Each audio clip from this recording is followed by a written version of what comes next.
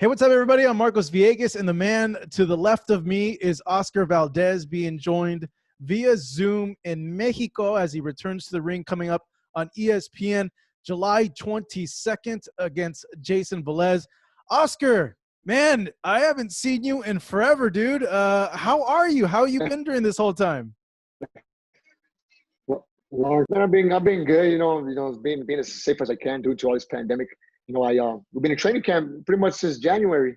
In January we already had a fight coming up, supposedly in June, but then pandemic started, been training ever since January. So I'm definitely ready right now. I've been training here in Guadalajara with Eddy Reynoso. We're having a great camp, but now it's fight week, so I'm very excited right now to showcase everybody. Does it feel like a fight week? It feels a little weird. It feels a little weird because of the pandemic. It feels weird because I'm gonna fight on a Tuesday. It feels weird because it's only gonna be two people in the corner. It feels weird because of a lot of things. But at the end of the day, it's only gonna be me and my opponent inside the ring and throwing it down and trying to put up a good fight for the fans. When do you leave from Mexico to go to Las Vegas, Oscar? We leave this Saturday. This Saturday we're going to be leaving. I believe we get off the plane.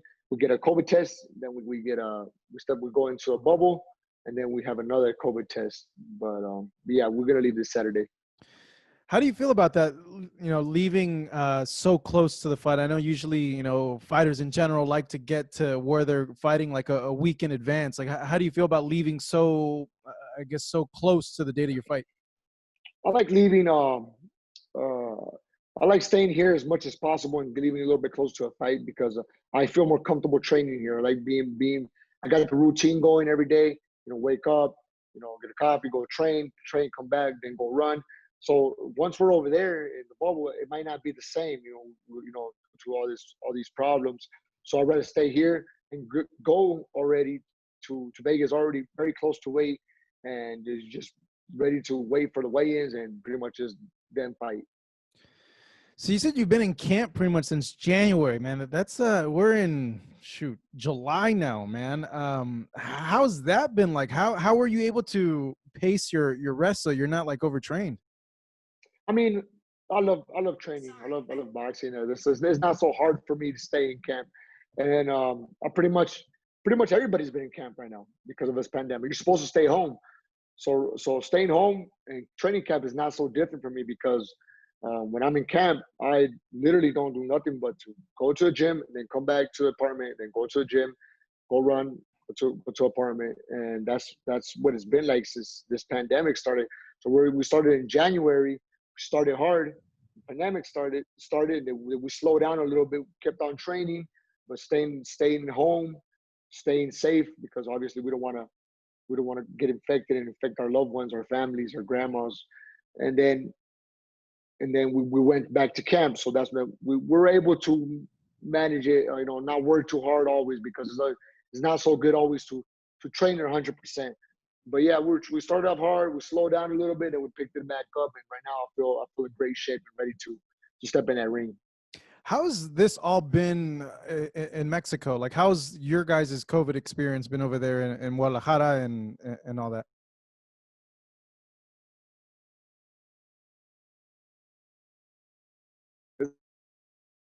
It's all good, honest. In Mexico, started little. Everybody was telling the news everywhere that you're supposed to stay home. You're supposed to wear a mask. I mean, our people they weren't taking it serious at first, and then we started seeing everybody get infected, and then now we're seeing a lot of cases. We're seeing relatives or friends, and so now our people are scared. My people are scared. A lot of friends of mine weren't taking it serious at first. They believed this was some kind of conspiracy, or it wasn't for real, or it was just like a common flu.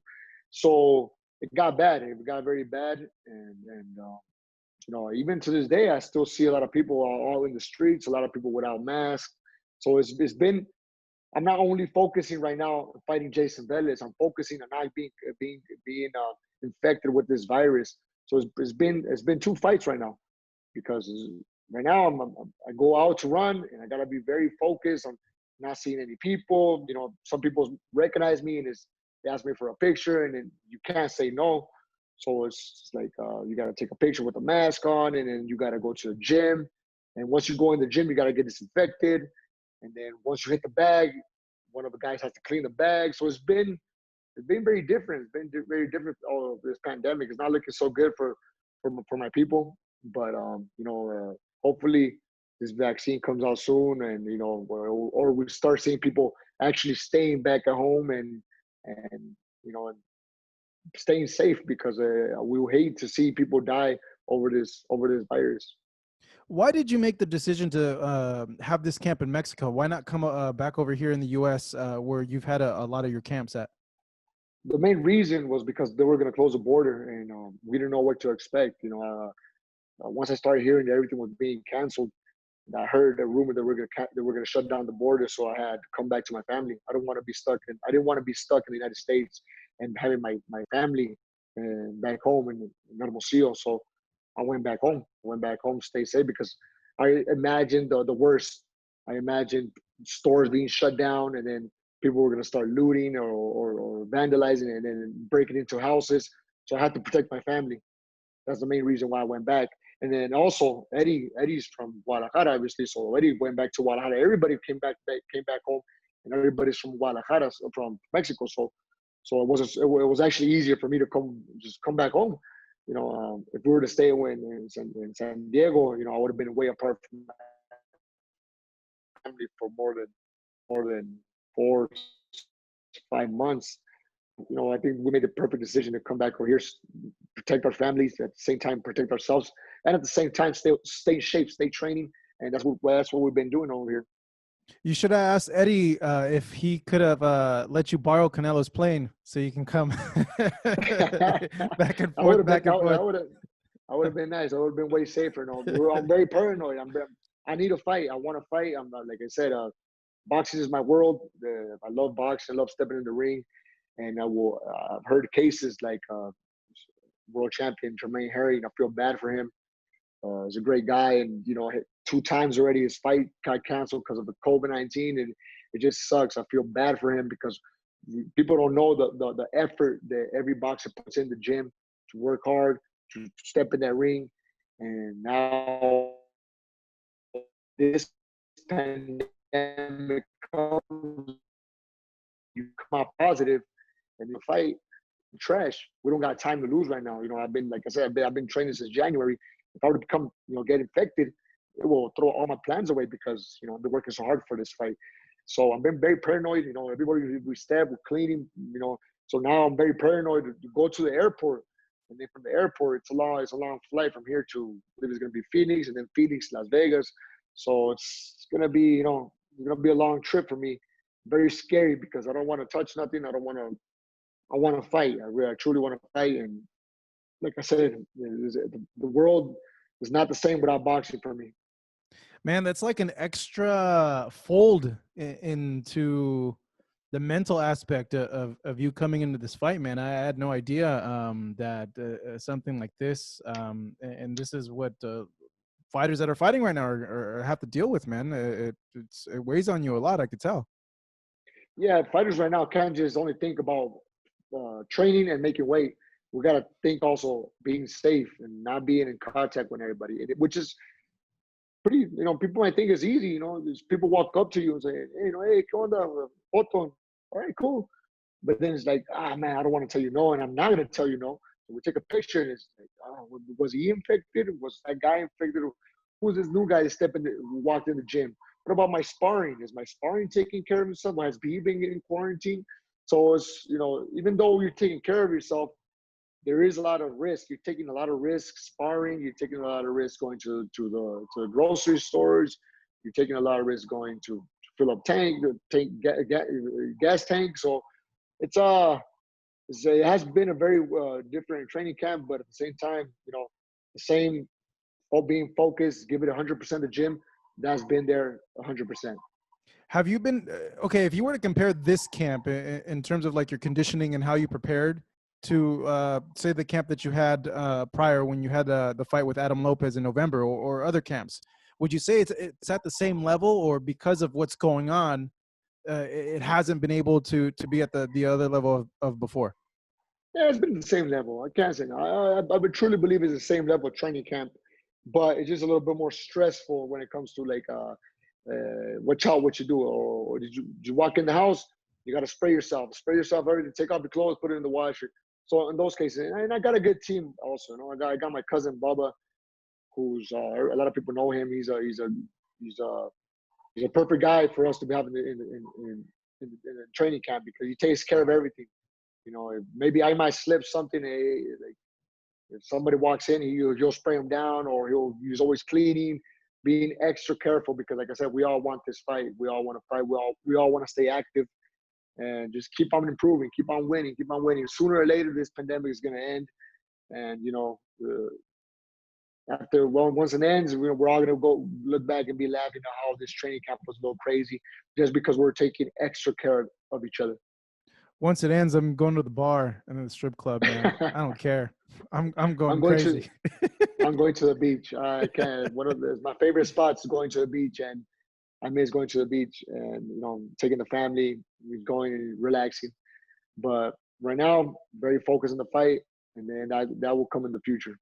So I know a lot of fighters, some of which, because of all the gyms, they were closed down, they gained a little weight, and they didn't get training at all. Did you fall into that, or you pretty much for the most part stayed in shape this whole time? You didn't gain like too much weight? I didn't gain too much weight. Being honest, I have a plant-based diet. I always try to stay close to my diet. There's a little lifestyle that I have, so it wasn't so hard. And also, I have I have a treadmill back home. I have a little gym bag. I get to hit the bag. So we're trying to stay as active as possible. We're always running a lot, and hitting the bag. I had my cousin Bubba. He doesn't know how to work the mix, but I told him, just put your hands up, man. I'm gonna throw as hard as I can.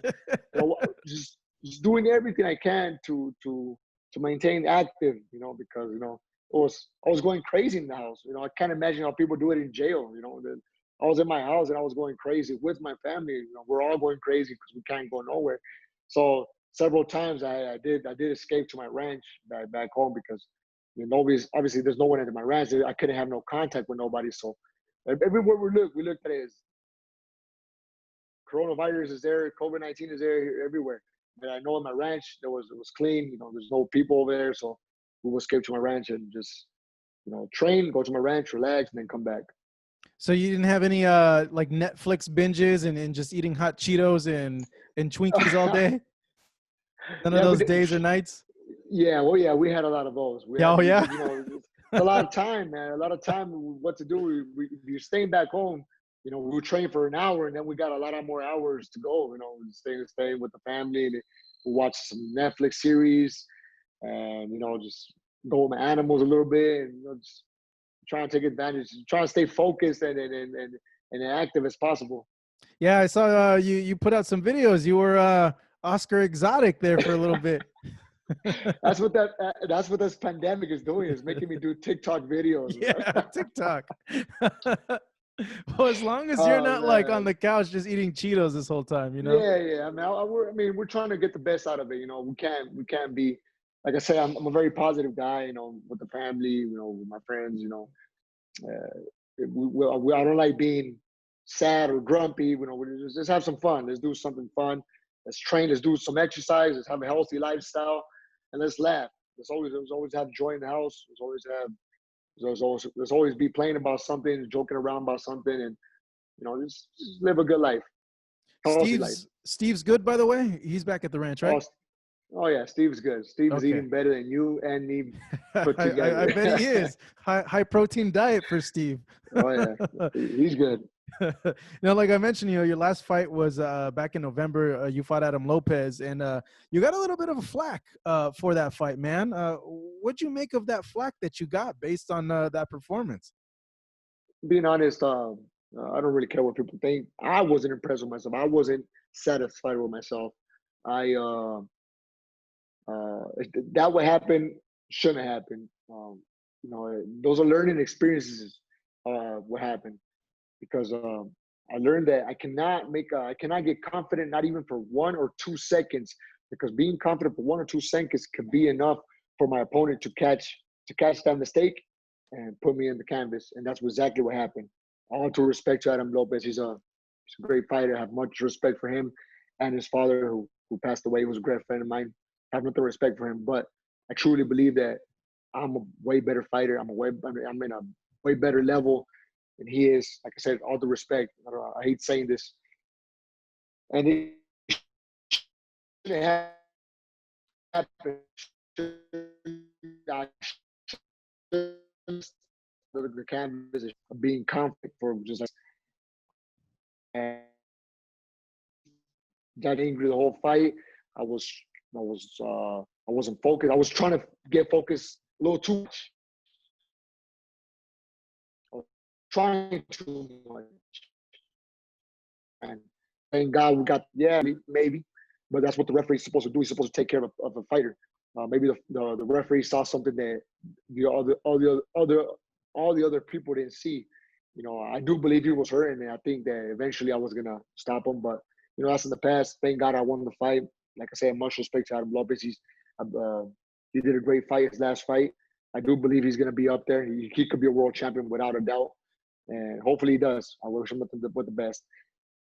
But that fight, you know, that fight got me very mad. It got me back home. It didn't feel like a victory. I felt mad. I felt because I didn't have, it wasn't my best performance.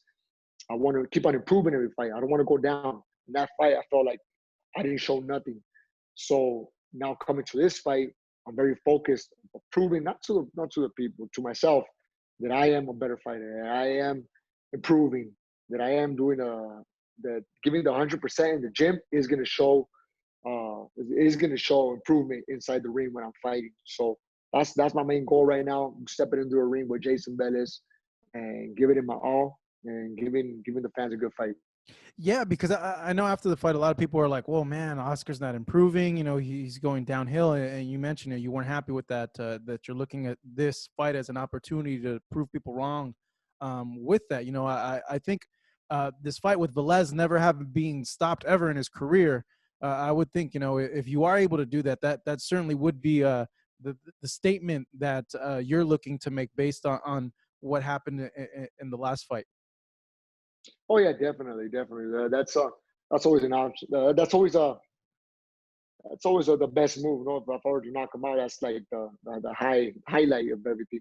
So if that would happen, you know, of course I would show the world. You know, that's what people love to see. People love to see knockouts. And if I can do it, I'll gladly. If I hurt him, I'll gladly do it. But I'm going in there very focused. I'm just gonna try to show that I'm a better fighter, a smarter fighter, and that, you know, I'm just gonna do whatever it takes to win the fight, no matter what. Even though if I were to fall on the canvas, I'm always gonna try to get up and try to put up a good fight and win the fight, because losing is never an option for me. I train so hard every time, every day. I'm very dedicated at what I do, and losing is never an option. I never picture myself losing. I'm a very positive guy, and every day I gave him 100%. The day is checked. The next day, give it 100%. Another day checked. So that's the way I see it. That's the way I see it. I know I got the ability to give good fights and to win all these fights that are coming in front of me. So I'm planning on winning this fight coming July 21st. Do you think you and Eddie have found your groove at this point? Like you've worked out all the kinks and everything in terms of approaching a camp and preparing a camp? Oh yeah, you know, me and Eddie have adapted pretty well. You know, it's not so hard. You know, when you're a hard worker and when your trainer's a hard worker as well. You know, like at first there was doubts. You know, maybe that he won't have time for me because we all know he has Canelo, and Canelo might be a little too much time for him to keep on training. But now, on the contrary, he's been, you know, he's been there with me. He's proven to me he's been there on his birthday, on my birthday, on Christmas, and on New Year's. You know, we were together. So you know, it just shows to me that he likes to work hard the same way as I do. So you know, we do have some chemistry inside the gym, and most importantly, I am learning. I do feel I can feel some improvements. I feel things are coming a little bit more natural now. So, you know, not a lot. I don't like a lot of talking. I like to show it. I'm gonna show it this coming July 21st. What did he want to improve in you, and what have you seen just by looking at tape of your training sessions and just by your day to day that you know for a fact that you've improved on? the main thing, the one thing that I most liked about Eddie is the first time we were talking about it, he said, "I'm not gonna make you." Everybody's scared because you're gonna train to be a defensive fighter. It doesn't mean you're gonna become a boring fighter. You could be a defensive fighter, but at the same time be a warrior, be an aggressive fighter. He put an example, Juan Manuel Marquez. Juan Manuel Marquez is a very defensive fighter, but nobody takes the warrior away from him. So he says you need to learn how to counterpunch going forward, moving side to side, working on the counterpunches, uppercut to body, and then stepping back, and then bobbing and weaving. So there's a lot of things in boxing. In boxing, you never stop learning. And Eddie has a lot to offer. Eddie has a lot to show me. He's been in this for a long time. He's had not only Canelo, he's had other champions before, and he has a lot of experience. So I do believe we're improving. Things are coming in more natural, like I said, in sparring sessions. We just need to show it now in the fights. Now, with that being said, obviously, Miguel Berchelt fought a few weeks back. It was said there during the telecast that was a fight that was supposed to happen, and then all this happened, and they kept you and Berchelt busy. In the meantime, after the fight, he said, "Hey, let's make the fight that makes sense happen," which would be the fight with you. Bob Arum and yourself had said, that's the next logical fight for you. Obviously, you're focused on Velez. You want to make a statement, and you don't want to overlook the guy because he's experienced as hell. But have they given you a date for Berchelt? Have they told you, hey, Oscar, if you win this fight, it's going to happen around this time? Oh no, not at all. They haven't told me nothing. No, I don't want to hear nothing. I don't want to hear, hey, your next fight will be this date. I don't want to hear it right now. I want to be very focused on Jayson Velez. I would feel that's a disrespect towards Jayson Velez because nothing's written in life. Nothing assures me that it's gonna be an easy fight, that I'm gonna win the fight. Obviously that's my mindset. I'm gonna win the fight always. But we never know. I never thought it never occurred to me that I was gonna to fall on the canvas with Adam Lopez, and it happened. It happened over 2 seconds of mistakes that I did. So, anything can happen inside the ring.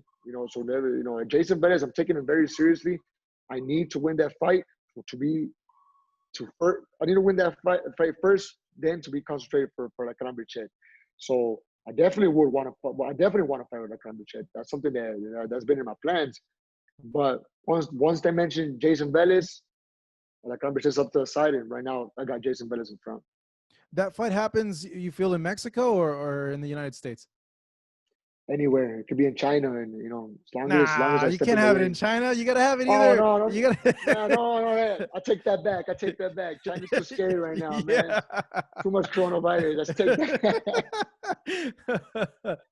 You gotta. It can happen in Alaska. There's no virus in Alaska. Yeah, I know. New Zealand or Australia. See. Dude, Jeff Horn's gonna anywhere. fight Tim Tszyu, and they're gonna have 16,000 people at the arena. Oh, yeah, that's when I heard that, I was like, what the heck? They're like living normal lives while everyone over here is like all locked up.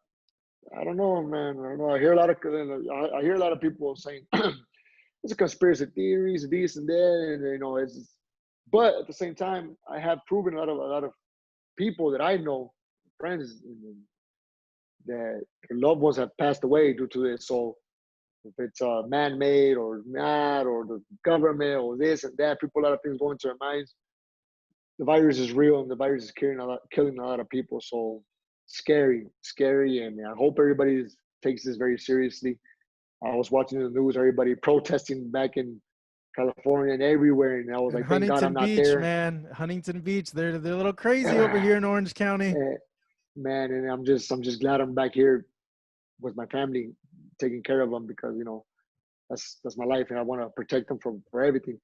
I don't want them to be infected with this virus, and I don't want anybody to be infected with this virus. But hopefully this comes to an end, and if it comes to an end, then we can start thinking about big events, like the one with Jeff Horn and I don't know the one Tim Tszyu.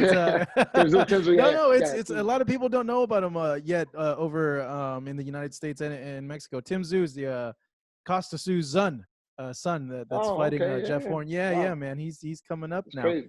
Yeah, so with the Berchelt fight, I know he fought like a stay busy fight, but did you catch the fight? And if you did, Did he show you anything new, or what'd you make of how he looked? Yeah, of course I watched the fight because everything got had stopped. There was no sports going, so thank God one of the sports that started is boxing, and of course I'm gonna see other fights, and of course I'm gonna see my future opponent. But then again, there was nothing impressive to see. Alacran is a great fighter, and the opponent he had was nowhere near his uh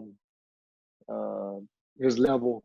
So it was pretty much Alacran Berchelt hitting a punching bag. I would think, but yeah, I mean, you can see him throw some punches, landing some hard shots. He did fight at 135 pounds. That's why everybody sees him a lot bigger. But Yeah, he looked uh, jacked to me. When I yeah, he saw was him, I was like, a, what the heck? Like, this guy looks jacked. yeah, he usually fight at 135 in that fight. But like I said, he's a good fighter. But at that moment he fight, it was for him. It was really a stay busy fight. Um, I don't think that's the case for me. For me, it's a tough fight for us. Yeah, I was gonna say that. With your fight, if people are thinking that, like, I don't know, Velez is a tough dude. Like, he's been in there with a lot of good guys. Even though you are the favorite in the fight, he's not a pushover. Oh yeah, for sure. I mean, like I said, I never take no fight lightly. No fighter lightly. I've always go in there just to win the fight. If I hurt my opponent, I'm gonna do whatever it takes to try to knock him out, try to give the fans what they want. But right now, I'm very focused on this fight. I can't wait. Right now, I'm just anxious to step in that ring because it's been a long time for me. Shakur Stevenson announced that he's moving up to 130 pounds, and he did an interview that a quote stuck out to me, which I hadn't heard him say this before, but he said that he wasn't really sure that you wanted to fight him. People were someone asked him like, "Hey, what about a fight with Oscar Valdez?" And he said, "I like that fight, but I'm not sure if Oscar Valdez really wants to fight me." What do you make of that? Well, why not? If it's there, I'll take it. I was a little bothered. I'm not gonna lie. I was bothered when people thinking that I moved up division because I was ducking to fight Shakur Stevenson. That's which not the which case. he brought up in that interview.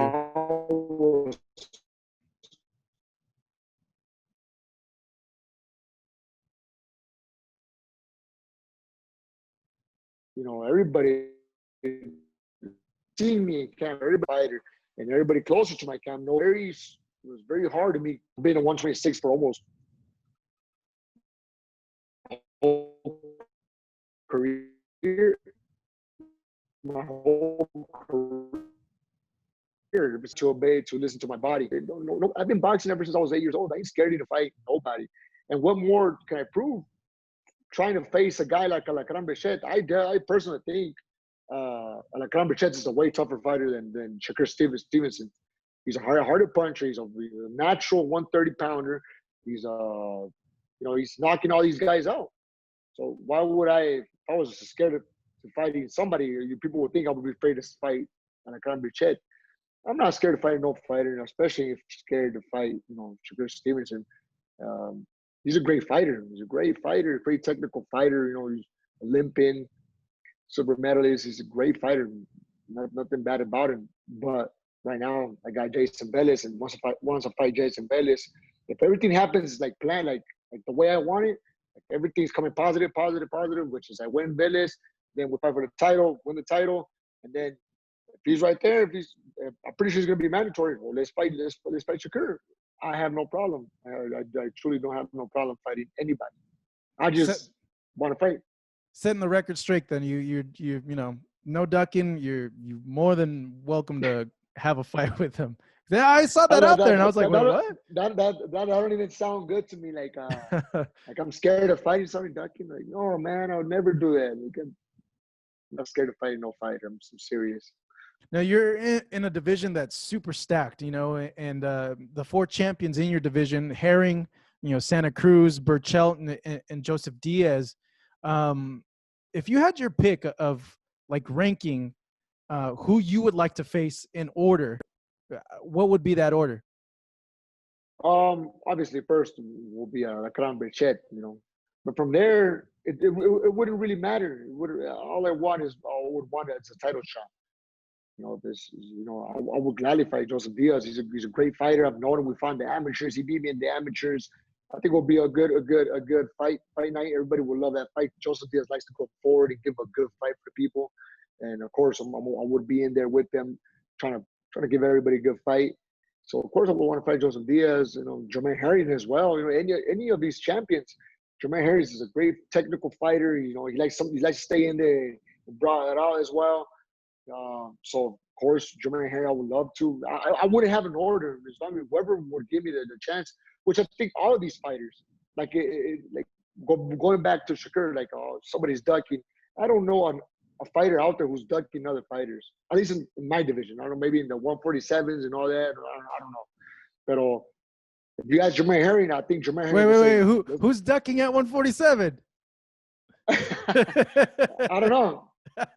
Everybody wants to fight Pacquiao. Say it, Oscar. Pacquiao chooses who he wants to fight. So maybe if he doesn't want to fight this guy, maybe you could call it he's ducking him because he wants to fight that guy. But no, that's not the case. He wants to fight Golovkin.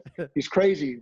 Yeah, I heard that too. I don't know how real him and Golovkin is. If that's real, and Manny's really serious about Golovkin, oh my God! Like what? He's a legend. He's a Pacquiao. Like everybody, I think he's just a legend. Everything he's done, being 40 years old and beating Keith Thurman like that. It's just very impressive.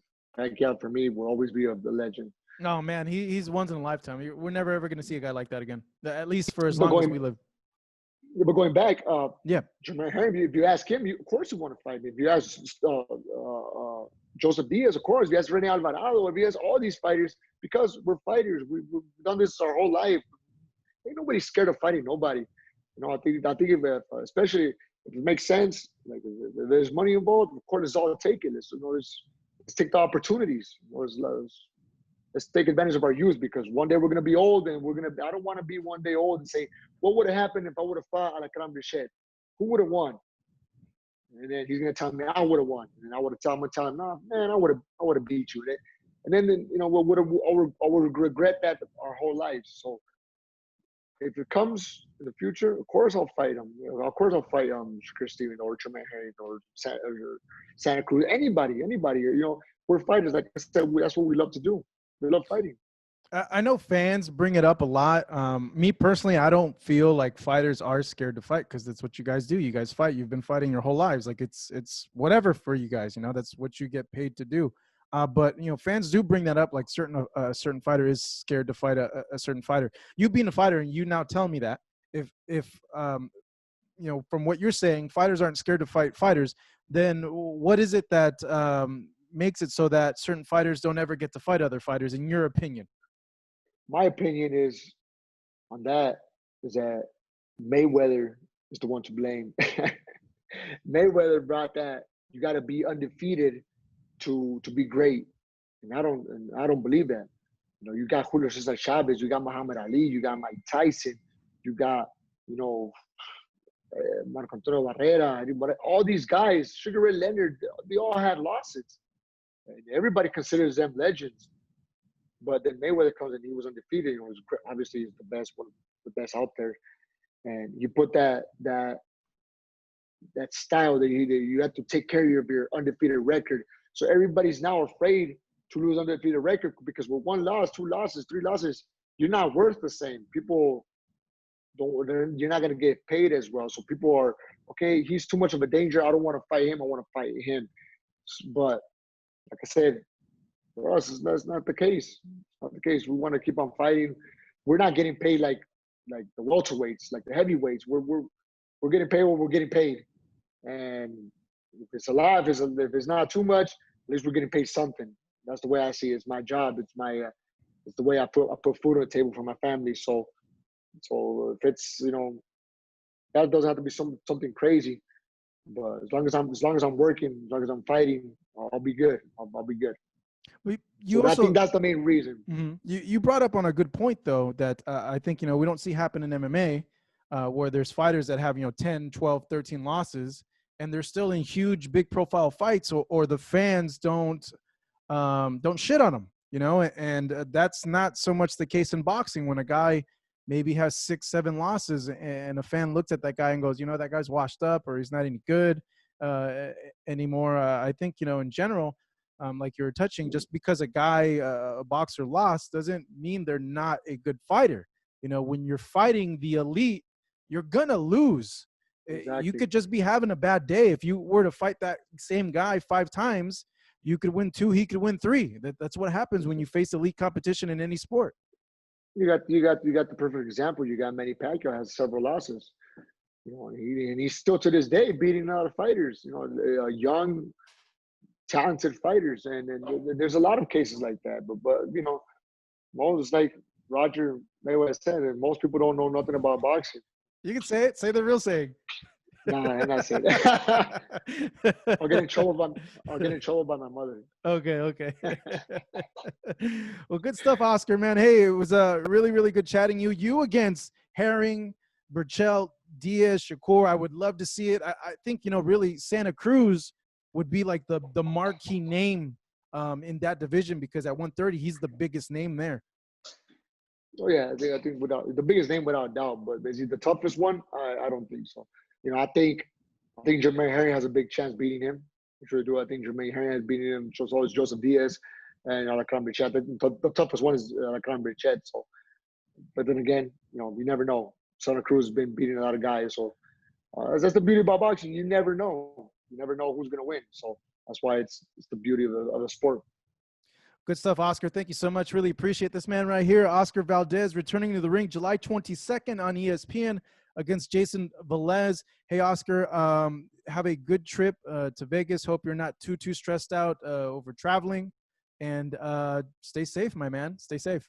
We'll do, man. It's nice talking to you, seeing you again over this long time no see. So hope to see you soon after this fight. No, for sure. I'll try to touch base with you after the fight as well. Oscar Valdez, thank you so much. Appreciate it. All right, man. Yo, you.